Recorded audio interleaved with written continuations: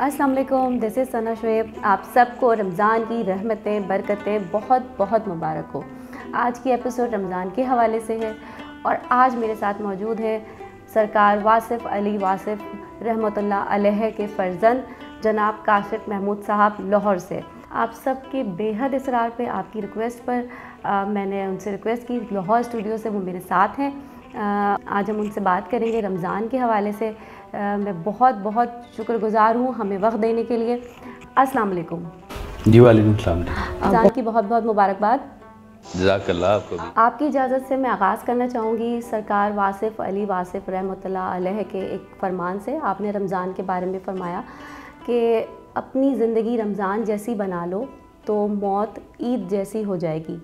मैं चाहूँगी कि इस फ़रमान को आप हमारे लिए थोड़ी सी इस फरमान की वजाहत कर दें, थोड़ी रोशनी डाल दें ताकि हम इसको बेहतर तरीके से समझ सकें। जी बिस्मिल्लाहिर्रहमानिर्रहीम। ये सरकार का जो फ़िक्रा है जी कि ज़िंदगी रमज़ान जैसी बना लो और मौत जो है वो फिर आपकी ईद जैसी होगी। अब इसमें रमज़ान को ज़रा स्टडी करना जो है ना, इसमें बहुत ज़रूरी है कि रमज़ान आपकी ज़िंदगी के अंदर क्या काम कर रहा होता है। जी सर।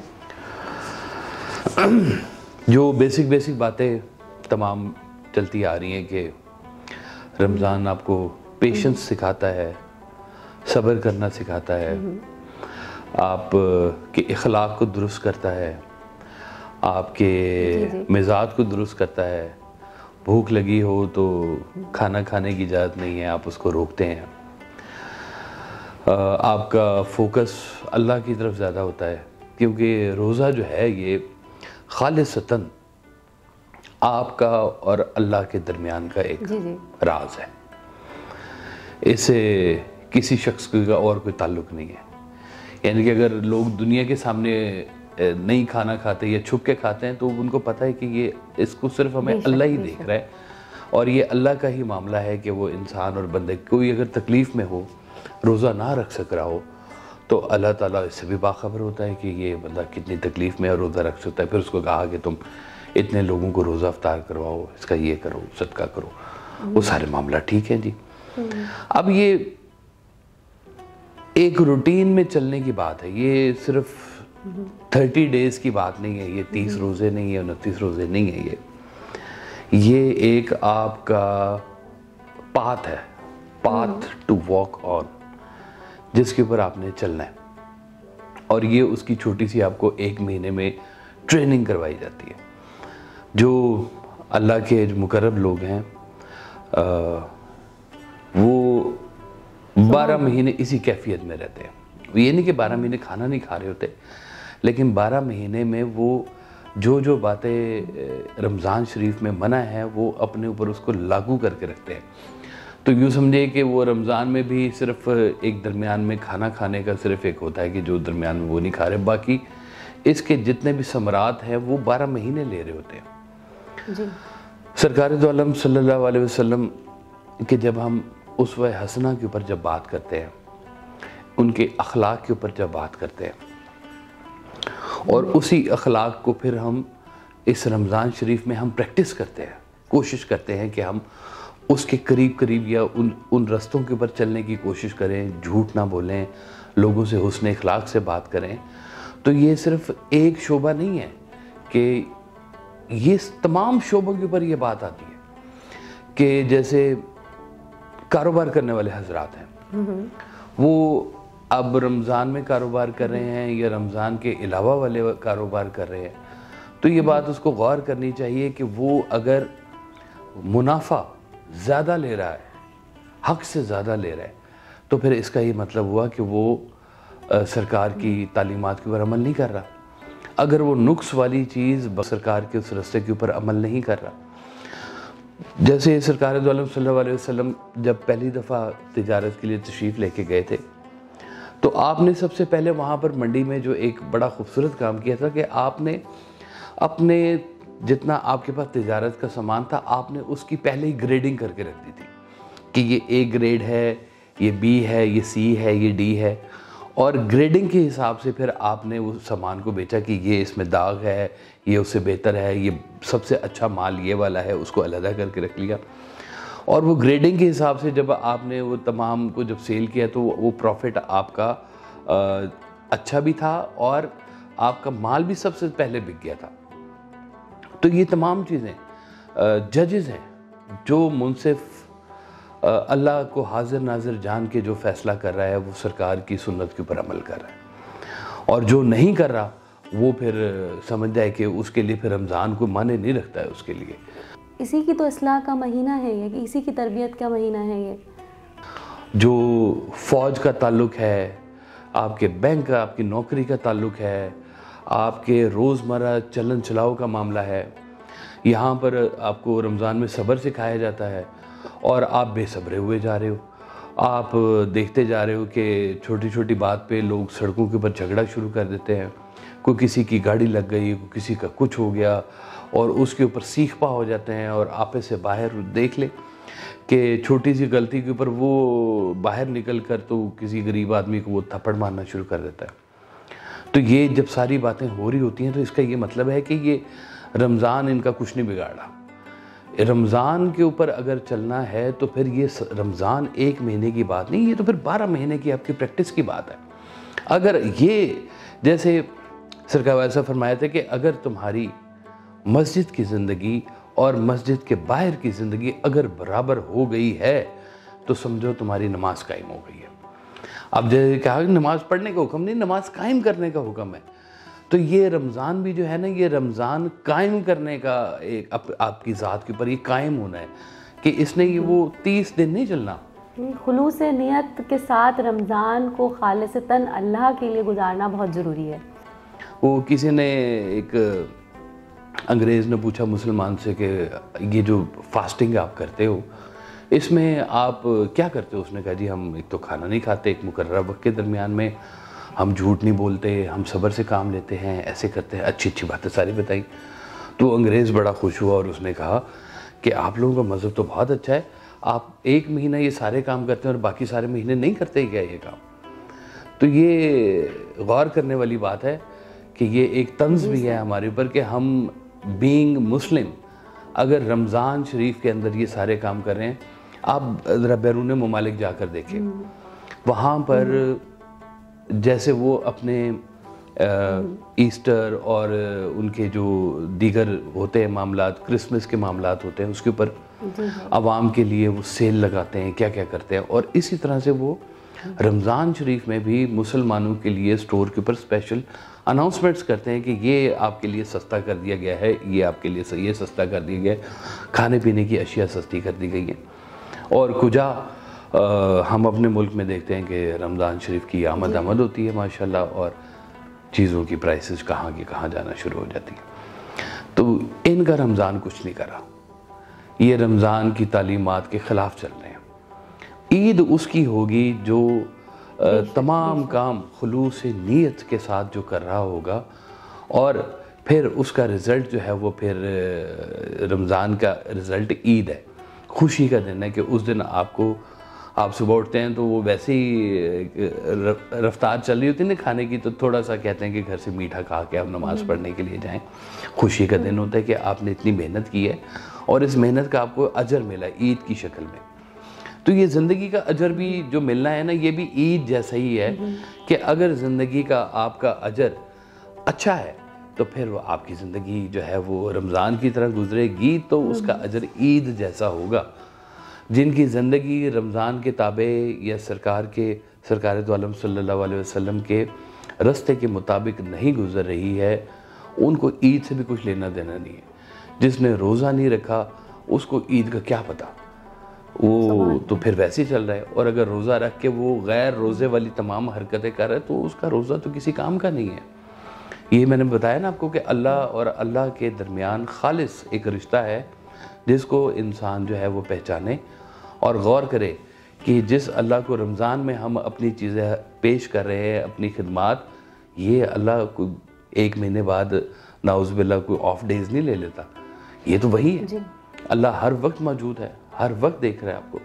तो ये प्रैक्टिस थोड़ी सी अगर आप इसको समझें कि ये क्या है, और ये मुसलमान की असल शान है कि मुसलमान की मिरास है, ये मोमिनीन की मिरास है। और मोमिन की तो फिर शान ये है कि वो फिर अल्लाह के नूर से देखता है, उसकी फिर कहानी ज़रा और तरह से शुरू होती है।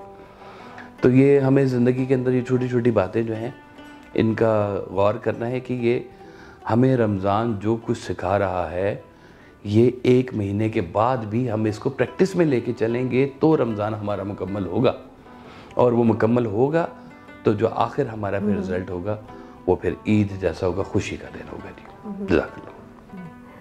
जी जी बिल्कुल सर, ऐसा ही है। लेकिन मैं सर आज का रमज़ान अगर मैं बयान करूं, जो आज हमें रमज़ान नाफिज हुआ नज़र आता है हर जगह, कि एक अफरा तफरी का आलम है, बड़े बड़े दस्तरखान है, दिखावा है, ज़ख़ीरा अंदोज़ी है।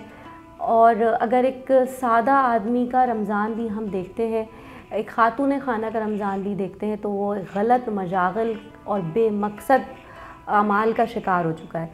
यानी कि आधा दिन सोकर आधा दिन टीवी पर रमज़ान की नशियात देखते हुए, और अगर रात जागनी है सहरी तक तो मोबाइल के साथ गुजर जाता है। यानी हम रमज़ान को हासिल करके रोज़े रख कर भी उसकी फ़जीलत हासिल नहीं कर पाते।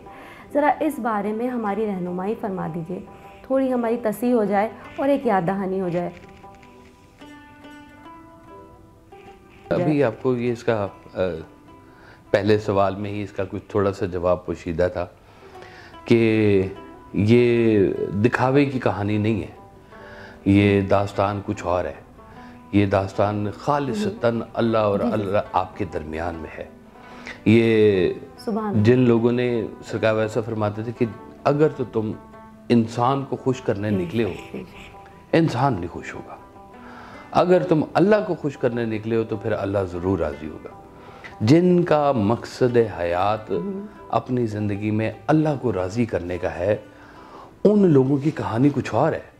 और जो लोग लोगों को इसलिए उस पर एहसान करें कि ये हमारे एहसान मंद हों, हमारी तारीफ़ करें, हमारी तौसीफ़ करें, हमारी अखबारात के अंदर तस्वीरें आएँ, हम नेक मशहूर हो जाएं। सरकार वाले साहब तो इतना भी कहा करते थे कि तुम नेक मशहूर हो गए तो कम से कम चलो नेक ही हो जाओ, इतना ही काम कर लो कि नेक मशहूर हो गए हो।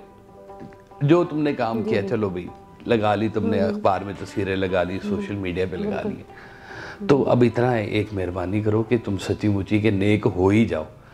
तो इतना सा काम कर लेना कितना मुश्किल काम है। तो अगर अल्लाह ताला ये आपको तौफीक दे और ये बात को आप समझें कि रमज़ान शरीफ में जिस तरह से ये हमारे मामलात ज़िंदगानी जो चल रहे हैं, ये मामलात ज़िंदगानी इसलिए नहीं है कि ये आपने ये टाइम गुजारना है, बल्कि ये आपने हमदो सना में ये टाइम गुजारे।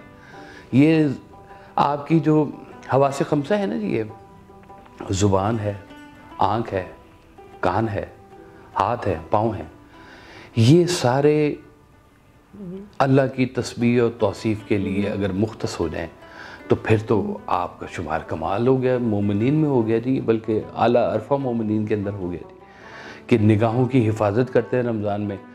तो इसके बाद आपको क्या फिर तकलीफ़ हो जाती है? फिर आप रमज़ान के बाद भी इसको ध्यान रखें, अपनी निगाहों का ध्यान रखें, अपनी ज़ुबान का ध्यान रखें कि लव अल्फाज ना बोले, अच्छे अल्फाज बोले, अच्छी ज़ुबान इस्तेमाल करें, आम दिनों में भी अच्छी ज़ुबान इस्तेमाल करें।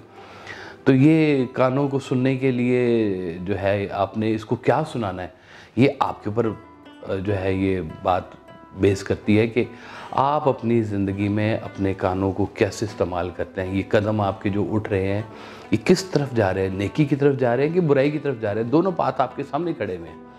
अगर ये 1 महीना चलने के बाद आपको फौरी तौर पे ये एहसास हो गया वो बस बहुत हो गया भाई, ये चलो भाई आ जाओ वापस, तो वो एक छोटा सा वो लतीफ़ा टाइप ही है कि वो एक साहब थे बड़े दीनी टाइप, तो हज करके आए, तो उन्होंने एक साहब आए उनके पास, उन्होंने कहा जी भाई साहब वो मैंने आपके पास एडवांस के कुछ पैसे भेजे थे। उन्होंने कहा नहीं आपके पैसे तो मेरे पास कोई नहीं आए। तो छोटा बच्चा बोल पड़ा, उसने कहा जी नहीं जी इनके पैसे आए थे। तो हाजी साहब ने उसको वो पैसे वापस किए और कहा इसको हज पे भेजो, ये भी ज़रा सही हो गया है। तो अगर हज पे जाके आपने छुरियाँ तेज़ करनी है तो भाई ये हज के मकासद नहीं पूरे हो रहे हैं, और अगर ये रमज़ान आपकी ज़िंदगी के अंदर कोई तब्दीली नहीं लेके आ रहा तो ये रमज़ान आपके ऊपर अभी तक नाफिज नहीं हुआ है। रमज़ान को का निफाज होना चाहिए आपकी ज़िंदगी के ऊपर कि ये नज़र आए, आपके अंदर वाज़े एक तब्दीली नज़र आए कि ये आपने खालिसतन अल्लाह के लिए ये काम करने हैं। नेकियां अगर करनी हैं तो अल्लाह के लिए करनी है, अल्लाह की रज़ा के लिए करनी है।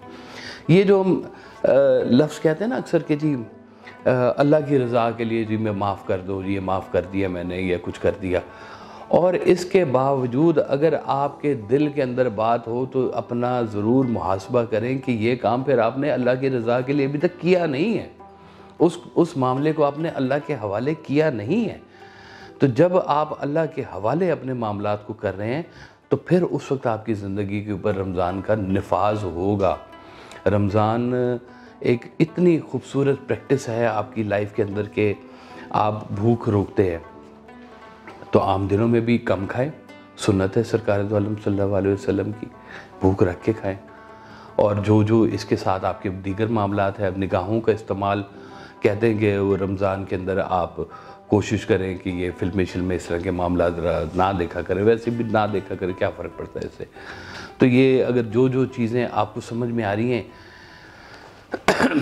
रमज़ान या जितने भी इस्लामी अहकामात हैं ये एक अच्छे इंसान बनने के लिए बहुत है कि अगर इनके ऊपर अमल किया जाए तो एक साफ़ सुथरा अच्छा इंसान, माशरे में अच्छी वाइब वाला इंसान, ऐसा इंसान जिससे लोगों के लिए मनफ़ियत होगी, वो इंसान बनेगा।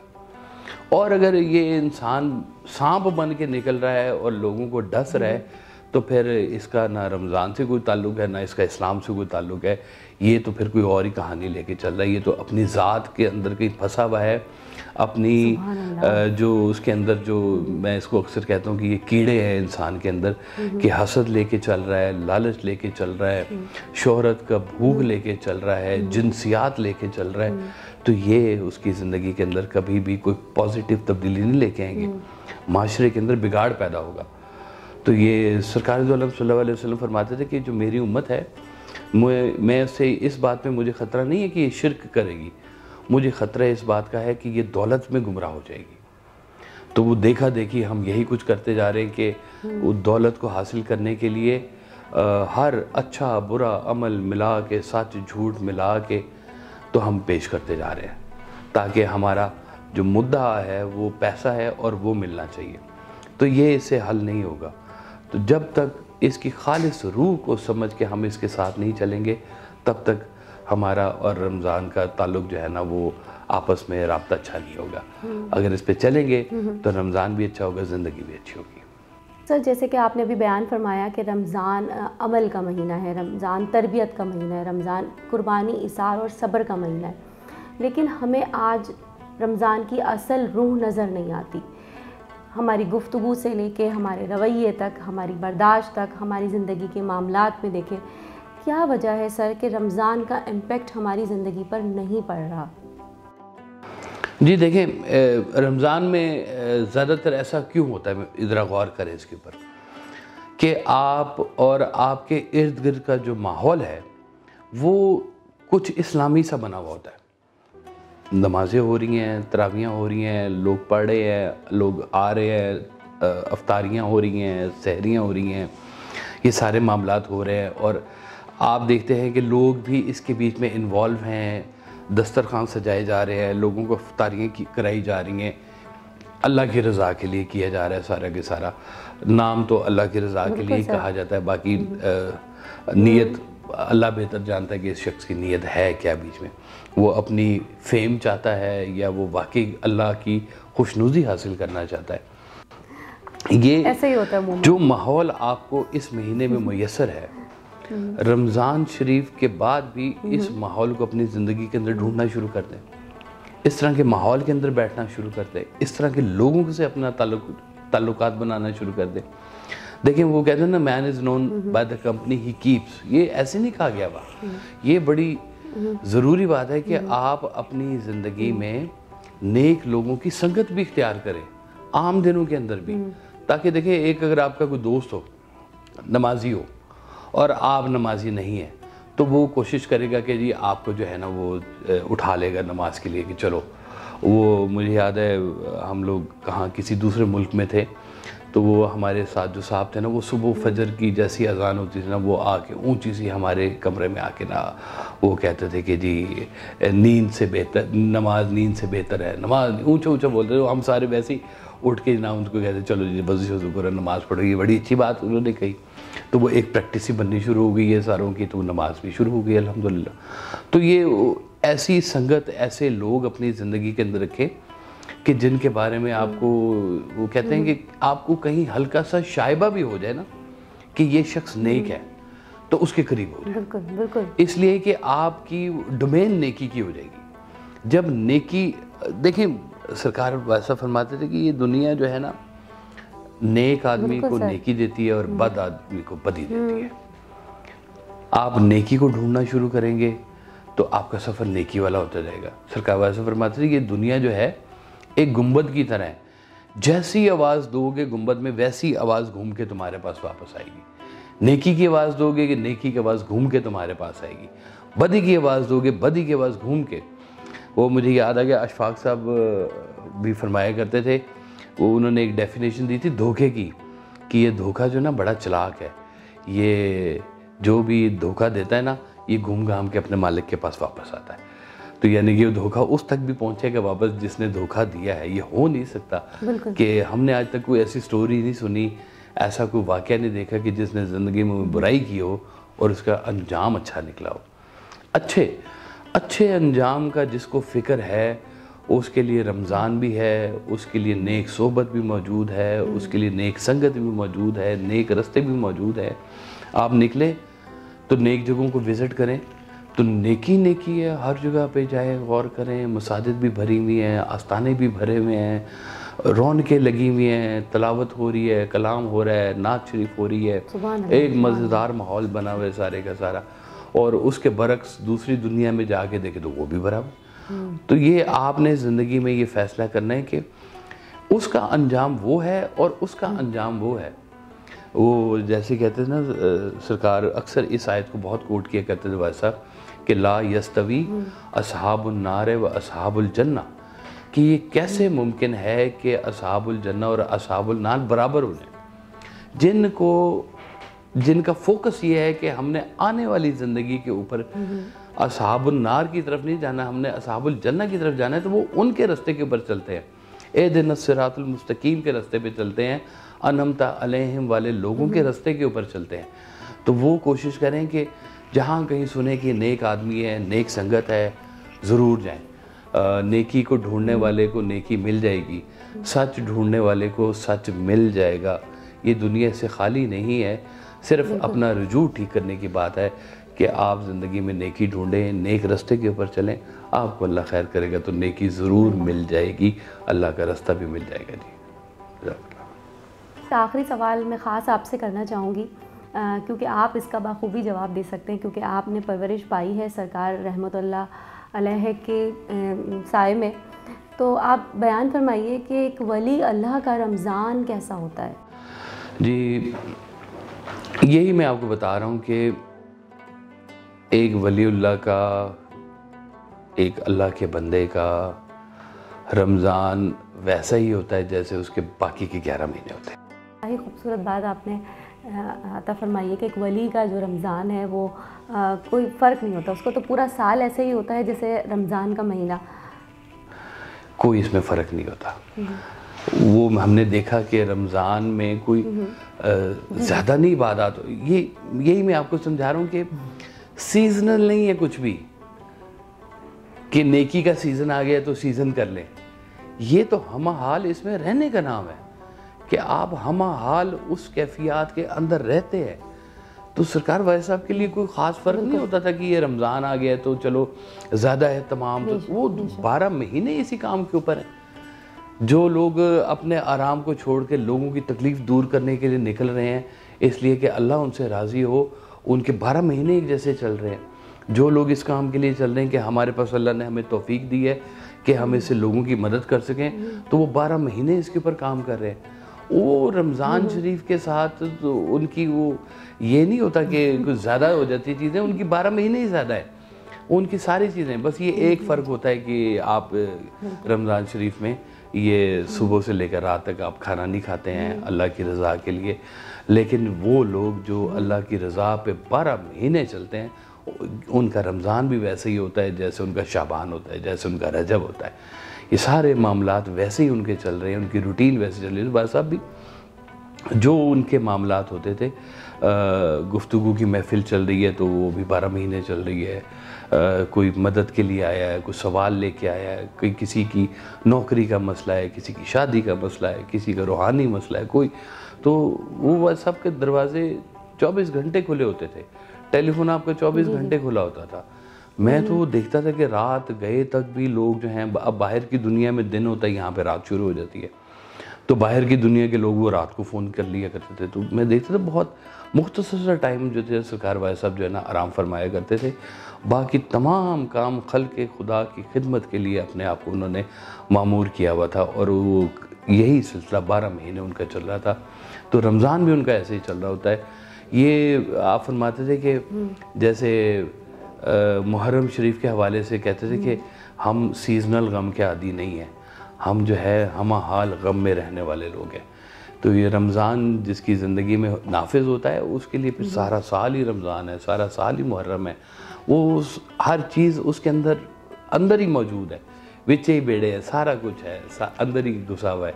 वो इन चीज़ों से रमज़ान शरीफ आ गया तो ये हो गया, तो ज़्यादा ज़्यादा नहीं, बस जो है मुकम्मल है एक ही हाल में। बिल्कुल सर, आपका बहुत बहुत शुक्रिया। आपसे जब भी गुफ्तगू होती है ईमान और रूह जो है वो ताज़ा सी हो जाती है सर। इस सिलसिले को हम आगे भी जारी रखेंगे। बहुत बहुत शुक्रिया जनाब साहबजादा काशिफ महमूद साहब, आप लाहौर स्टूडियो से हमारे साथ थे। अल्लाह आपको सलामत रखे। अल्लाह हम सबको रमज़ान की बरकतें और फजीलतों को सही मायनों में हासिल करने का मौका दे, हम सब की इस्लाह करें। और मैं प्रोग्राम का अख्तिताम करना चाहूँगी सरकार वासिफ़ अली वासिफ़ रहमतुल्लाह अलैह के एक फरमान से। मेरे हाथ में उनकी किताब है किरण किरण सूरज। वो शख्स अल्लाह को नहीं मानता जो अल्लाह का हुक्म नहीं मानता। अपने रमज़ान को अल्लाह के हुक्म के मुताबिक गुजारने की कोशिश कीजिए। अल्लाह हाफ़िज़।